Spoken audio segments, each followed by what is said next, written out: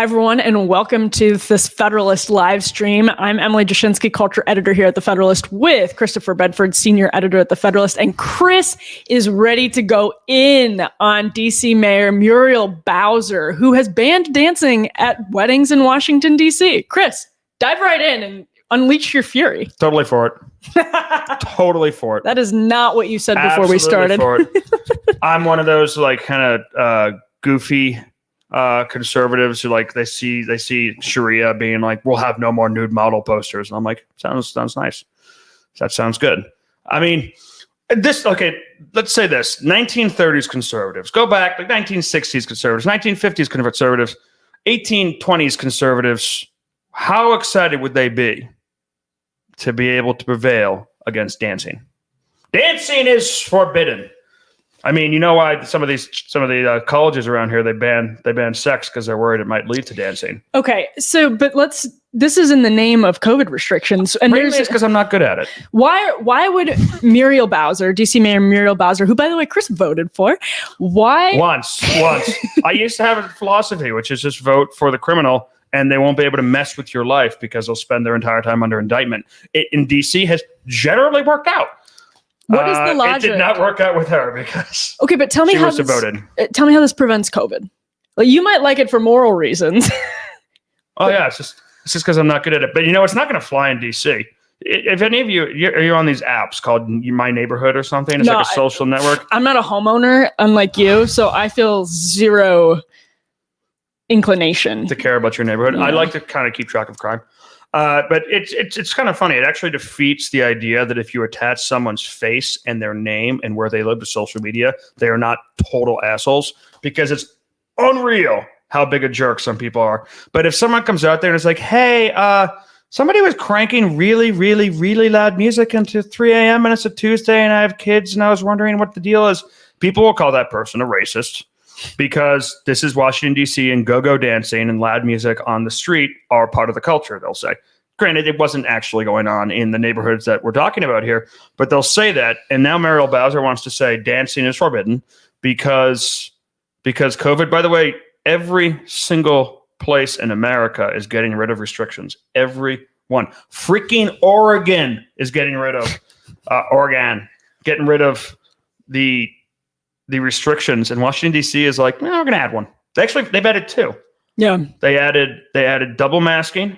They added put on your mask at dining room tables and like restaurants if you're not actively eating. They took masks off and then they put them back within like a couple of days of each other. Yeah, and then they said, you know what? To make up for that, they're going to ban dancing. But hey, a win's a win. A win's a win. Well, okay, but here's what's amazing from a broader perspective about this is we're in May 2021, so more than a year after 2 weeks to slow the spread, and we still have onerous restrictions being implemented, cooked up and implemented by the government in some of these blue liberal cities. And they're not smart either. I mean, so it's 50% capacity for a lot of restaurants, but if you're a live music venue, it's 25% capacity. Dancing is already forbidden, as we know.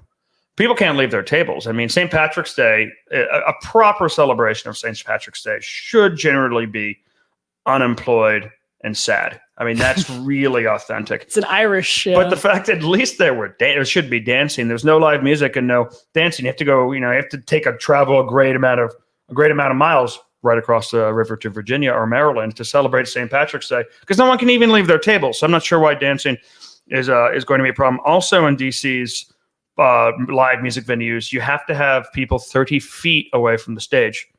Now, so somebody in DC went to all the top schools, I guess, and came up with this 30-foot rule that no one else in the country has come up with. No one has come up with this rule. And I'm kind of and they're saying, you know what, we're going to review that. It's the same jerk who came up with the rule going to review it, because I want to know what their process is. I'm like, I want us to be the teacher who stands over their shoulder and says, show me the math. Show me your work. Show me your work here. What can we do?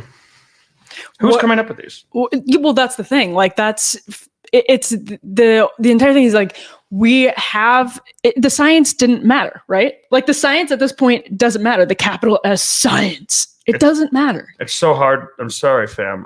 Science? I know this is a family show, but when I talk about DC, it like brings out like curses are just so close to me.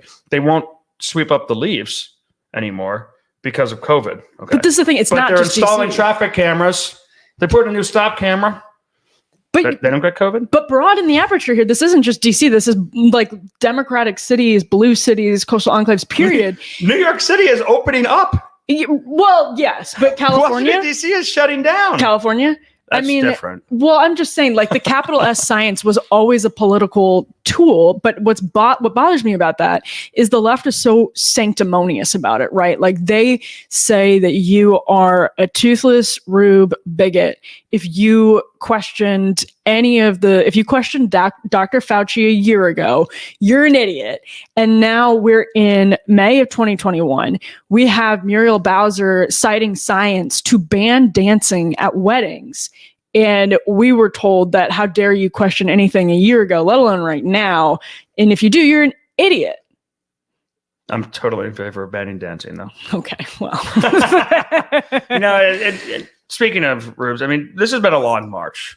If you go back to, it's actually really fascinating, the paper you could pull up that's back in its early days at Harvard and a lot of the prestigious universities in the United States and across the world, every student had to defend one thesis that was chosen. It wasn't you can pick your own thesis. It wasn't choose your own adventure.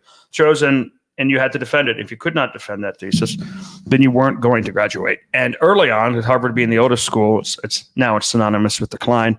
In the United States, it was things like God exists or God is good. These were the questions, like, and you have to ask, in order to graduate from college, you need to write your thesis defending this statement. And it's interesting how it started to change. You become more about like liberty and the rights that God gives us as the revolution got on, and then continued to change with America. Now it's completely different.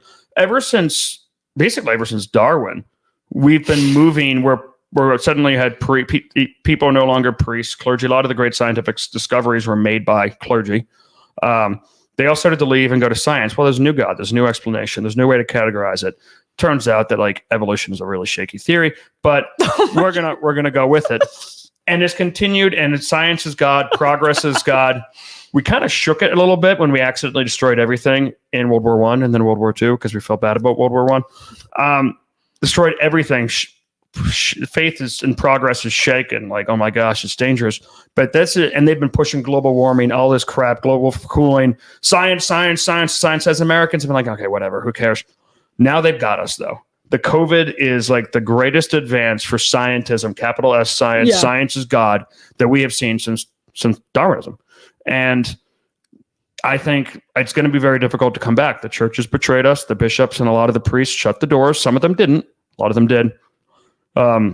Los Angeles has been fighting. My priests in Capitol Hill have been fighting. But a lot of them shut the doors. And at the same time, Dr. Fauci came out, the messenger, the prophet of this new religion and people I think will follow it. Like, I'm wondering I think that if the CDC said you can't, use the restroom or you might get COVID, I think people in my well-educated people in my neighborhood might die or go to the hospital because they said that.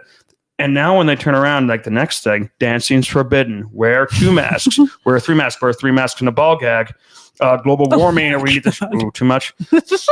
Global warming is going to kill us all unless we burn our cars and loot the rich. I think people might do it because science has made some great strides. Well, okay, so this is like actually the perfect place to end because I think you just dancing is forbidden. Well, no, I think you actually just touched on the root issue here, which is not where I expected this conversation to go. Sorry, that got dark. No, it's not dark. It is like when we opened up this conversation asking why on earth is Muriel Bowser banning wedding dances? I just wanted to share my happiness. May of 2021.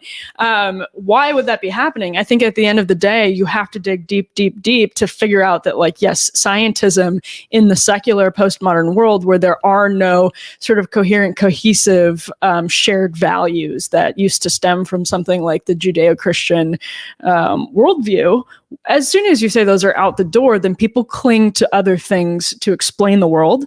And when you're clinging to scientism, which is always, we're always sort of conducting experiments, right? Like this is your world being shaped in a lab at any given month. We're relying on studies, we're relying on things with 90% certainty, et cetera, et cetera. COVID and this entire thing was something that we were sort of like watching unfold. We still don't know everything about it.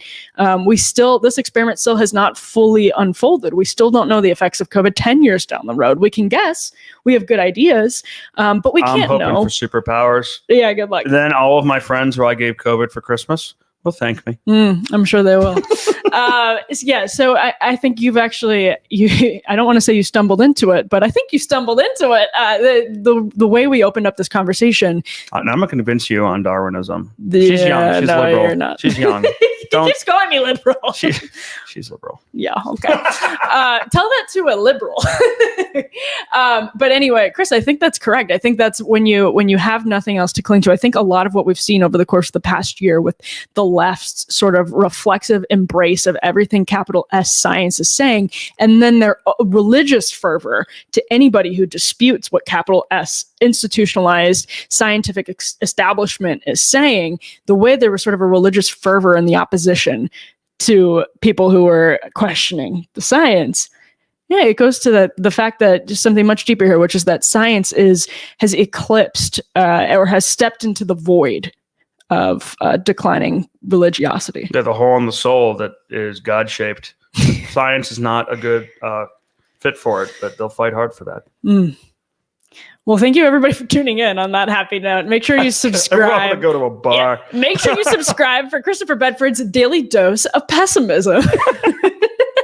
I'd like to be optimistic, but I'm not an idiot. I'm Emily Jashinsky, culture editor here at the Federalist. He's Chris Bedford. Make sure, like we said, to subscribe. We're back with great live content all the time. So make sure you subscribe. And until next time, be lovers of freedom.